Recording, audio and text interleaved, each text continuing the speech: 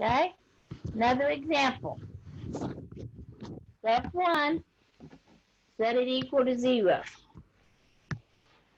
So I have to move my 1 and my negative 2x over to the left. When I move them over, my signs on them change. So now I have 4x squared, a positive 2x, and a negative 1 is less than or equal to 0. Okay? Sorry, guys. 1 times 4 is 4. There are no factors of 4.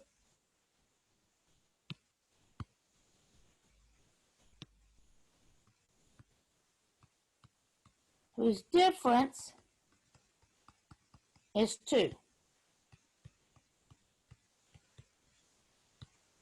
So therefore, I have to use a quadratic formula to solve this.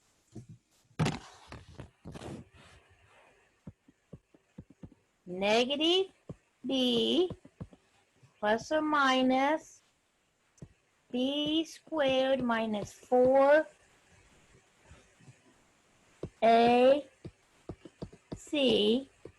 all over 2 times a. So negative 2 plus or minus, that's 4 squared, or 2 squared is 4, plus 16 all over 2. Adding the 4 and the 16, I get negative 2 and the square root of 20 all over 2. Oh, my bad. 2 times 4 is not 2. That should be an 8. Breaking the 20 down, I have a pair of 2's, so I can get negative 2, 2 square roots of 5, all over 8.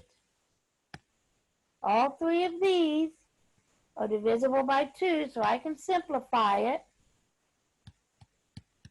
Negative 1 plus or minus the square root of 5 all over 4.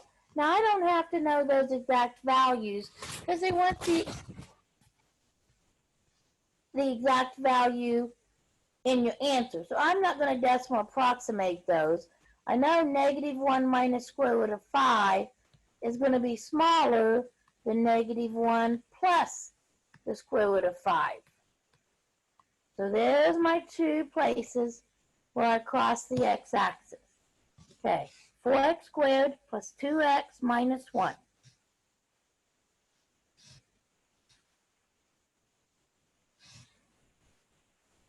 Four x squared plus 2x minus 1. And I can see again, it's a graph that goes down and back up. It's a parabola again. So I go down and back up. But this time, it's less than equal to, so I want below. Where does the graph below the line at? Well, right in here. So what values is that? It's equal to, so those values get brackets, negative 1 minus the square root of 5 over 4 to negative 1 plus the square root of 5 over 4.